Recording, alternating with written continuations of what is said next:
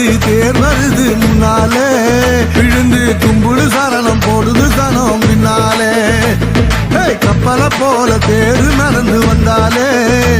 கண்டு அலையாய் தலை வணங்குது அன்பாலே தெய்வீக தேர் பவனி வந்தா செம்மாங்கு பாட்டு வரும் தானா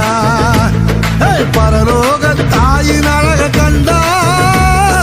பரவசமா மனசு நிறையும் தேனா அதிகாலை சூரியனை ஆடையாக்கியே